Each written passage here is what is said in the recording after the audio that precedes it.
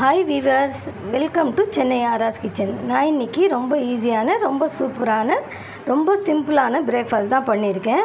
பாருங்கள், பார்க்க எவ்வளோ அழகாக இருக்குது. பார்த்த உடனே பசங்க அப்படி சாப்பிட்ணுன்னு தோணும்.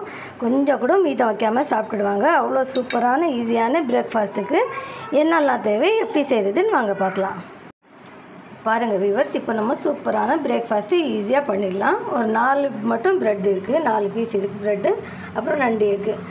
வெங்காயம் தக்காளி எல்லாரும் வீட்டில் அவைலபிளாக தான் இருக்கும்.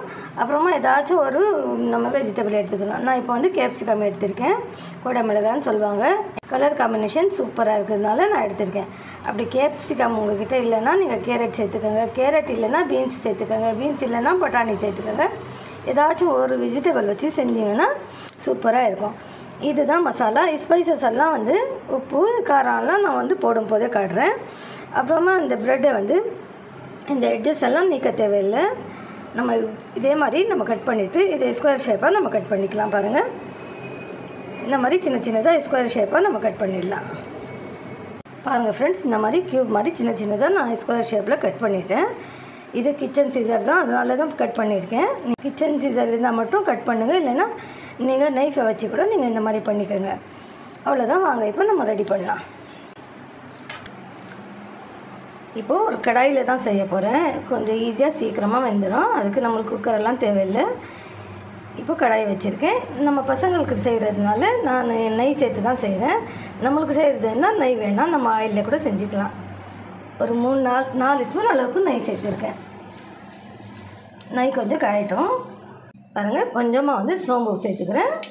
அப்புறமா கொஞ்சமாக சீரகம். சோம்பு சீரகம் பொரிஞ்ச உடனே நான் வெங்காயம் சேர்க்க போகிறேன்.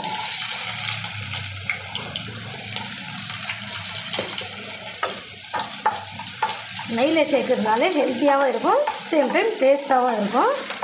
நம்மளுக்கு வெயிட் கெயின் ஆகிடுது. அதனால நான் எனக்கு சமையல் வைக்கிறப்போ நான் நெய் சேர்க்குறதில்ல. பசங்களுக்குன்னா நான் நெய் சேர்த்து தான் செய்கிறேன். இப்போ கொஞ்சம் வெங்காயம் வந்து கண்ணாடி பதத்துக்கு வந்து கொஞ்சம் வதங்கட்டும். ரொம்ப கலர் ப்ரௌனாக ஆகக்கூடாது. பாருங்கள், 1/4 ஸ்பூனுக்கு ரொம்ப கம்மியாக போடுறேன் இஞ்சி பூண்டு பேஸ்ட்டு.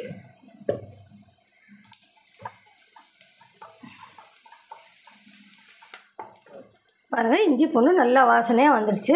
அந்த பச்சை ஸ்மெல்லாம் போய்ட்டு நல்லா மணமாக இருக்குது.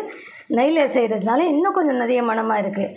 இப்போ வந்து இதுக்கு மிளகாய் தூள் நான் போடுறதில்ல. மிளகாய் தூள் போட்டால் ரெட் கலரில் வந்துடும். நம்மளுக்கு ரெட் கலர் வரக்கூடாது. இந்த தக்காளியோ கேப்சிகமோ இப்போ நான் சேர்த்துட்றேன். இதுக்கு பெப்பர் பவுடர் தான் போடுறேன். நான் போடும்போது உங்களுக்கு காட்டுறேன். இப்போ இந்த தக்காளி போட்ட உடனே ஆஸ் யூஸ்வல் நம்ம பவுடர் சால்ட்டு சேர்த்துக்கலாம். நான் எப்போவுமே சொல்லுவேன், தக்காளி போட்ட உடனே உப்பு சேர்த்துடணுன்னு. அந்த மாதிரி இப்போ உப்பு சேர்த்துக்கிறேன். இது கொடை மிளகா சீக்கிரமாக வெந்துடும். தக்காளி வதங்குறதுக்குள்ளவே இது வந்துடும். இது ஒன்றும் பிரச்சனை இல்லை.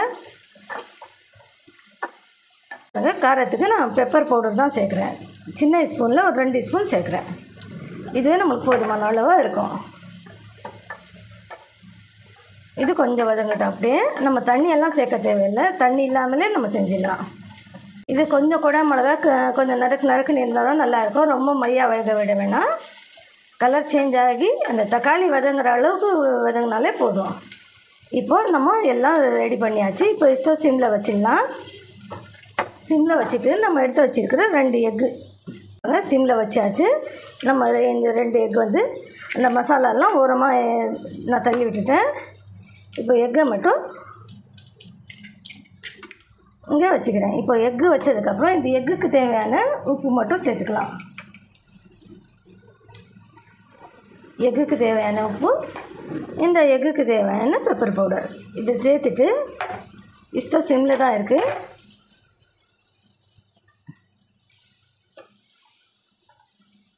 அது கூடவே சேர்த்து நம்ம பண்ணோன்னா அவ்வளோவா நல்லா இருக்காது. இது தனியாக நம்ம இந்த மாதிரி பண்ணிட்டோன்னா இதுவும் நம்மளுக்கு பீஸாக கிடைக்கும். இல்லைன்னா எல்லாம் சேர்ந்து செஞ்சு குழஞ்சி போகும். நம்ம இந்த மாதிரி தனியாகவே செஞ்சிட்டோன்னா இதுவும் நம்மளுக்கு இப்போ இந்த கேப்சிகமெல்லாம் எப்படி தெரியுது, அந்த மாதிரி முட்டை தனியாக பீஸாக நம்மளுக்கு தெரியும். அதனால தான் இந்த மாதிரி ஓரமாக நான் செஞ்சுட்டு இருக்கேன். பாருங்கள், உங்களுக்கு தெரியும்.